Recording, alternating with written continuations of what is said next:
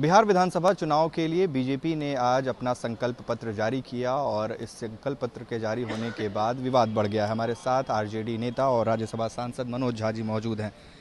अगर बिहार में बीजेपी आई तो कोरोना की वैक्सीन आने पर बिहार के लोगों का मुफ्त टीकाकरण किया जाएगा, ये आज घोषणा पत्र में बीजेपी ने दावा किया है। मैं बताऊं, आज पूरा बिहार अपमानित महसूस कर रहा है, चोटिल महसूस कर रहा है। शायद ये विश्व की सबसे बड़ी पार्टी संवेदन शून्यता की पराकाष्ठा पे पहुंच गई है। शायद दुनिया की पहली पार्टी है जो एक पेंडेमिक के बरक्स एक वैक्सीन को अपने चुनावी घोषणा पत्र में ला रही है। न जाने कौन इनके सलाहकार लोग हैं, ऐसा कभी हमने नहीं सुना। अरे साहब, पेंडेमिक ये लोक कल्याणकारी राज्य है, उसमें आप इस तरह की बात करते हैं। जिंदगियों पर भी सौदेबाजी, चुनावी सौदेबाजी, कितना घिरेंगे आप लोग। एक एक बिहारी आज सोच रहा है, अलग राज्यों के सवाल पूछ रहे हैं, ये कौन सी बात हुई, हमने क्या गुनाह किया।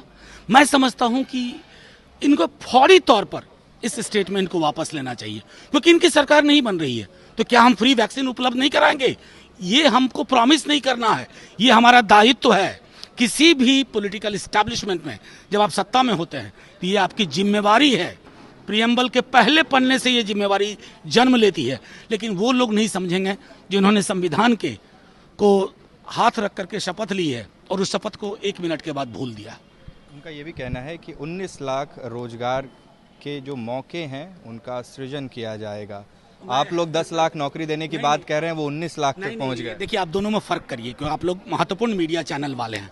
हम कह रहे हैं 10 लाख सरकारी नौकरी पहली कलम से, जिसमें 4.5 लाख उपलब्ध रिक्तियां हैं, 5.5 लाख से थोड़ा ज्यादा अनुमानित रिक्तियां हैं। ये क्या कह रहे हैं सुनिए। जब आप ट्रैप में फंस गए, बिहार के युवाओं ने मुट्ठी बांध ली, तो अब ये कह रहे हैं कि हम इतने लाख रोजगार के अवसर सृजन की संभावना तलाशेंगे। जलेबी बिना चाशनी के, बिना चीनी के।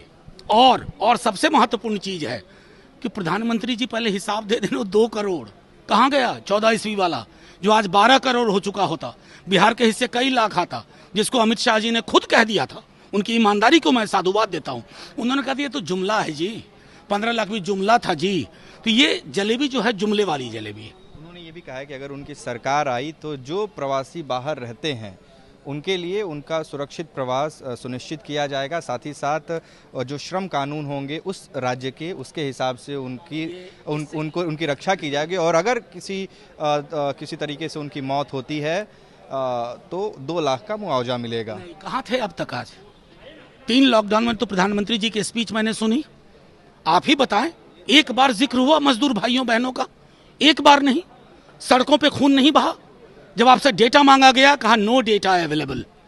इस तरह के संवेदन शून्य लोग जब ये टिप्पणियां करते हैं ना, उन्हें डर लग गया हमारे कर्पूरी श्रमवीर सहायता केंद्र के नाम से।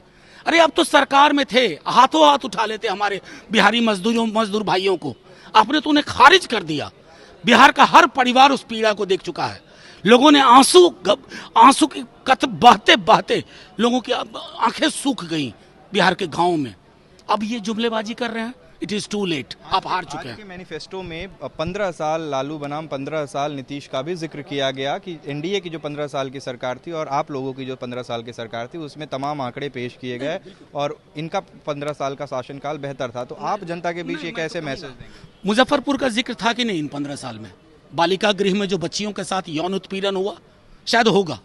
उपलब्धि ही है ना उनकी उपलब्धि में है।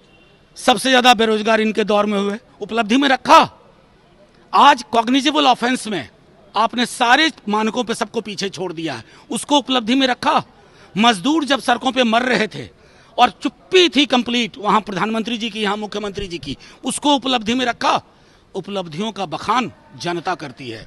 खुद से पीठ थपथपाने वाले लोगों को बौनी समझ के लोग कहते हैं। आखिरी सवाल, विरोधी कह रहे हैं कि आप लोगों ने तस्वीर से लालू यादव को इसलिए गायब कर दिया है क्योंकि उनकी जो छवि रही है वो इस चुनाव में तेजस्वी यादव और आपकी पार्टी को नुकसान पहुंचा सकती थी।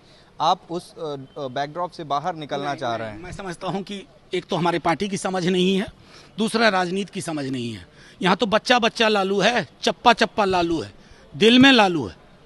तस्वीर तो यहाँ लगी हुई है ना सबों के। तो लालू जी तो जब 10 नवंबर को ईवीएम खुलेगा ना, बड़े लालू जी नजर आएंगे। लालू यादव उस दिन उनकी सुनवाई भी है, क्या बाहर 9 आएंगे? तारीख को ही सुनवाई है, उम्मीद करें न्यायिक प्रक्रिया में बेहतर हो। कन्हैया कुमार क्यों नहीं दिख रहे हैं कहीं प्रचार में? देखिए हर पार्टी का है अपना, सब नॉर्मल चल रहा है, जहाँ जो जैसे डिमांड हो रही है वहाँ जा रहे हैं लोग। कितनी सीटें आ रही हैं? मैं ज्योतिष नहीं हूँ, मैं नंबर नहीं बता सकता, लेकिन मैं इतना कह सकता हूँ, एक अन्य मार्ग में 10 नवंबर के बाद आपको एक युवा फ्रेश चेहरा मिलेगा। तो नंबर नहीं बता रहे हैं, लेकिन इतना दावा ज़रूर कर रहे हैं मनोज झा कि आने वाले 10 नवंबर को एक अणे मार्ग में मुख्यमंत्री नीतीश कुमार की जगह तेजस्वी यादव रहने जाएंगे। उत्कर्ष कुमार सिंह, बिहार तक, पटना।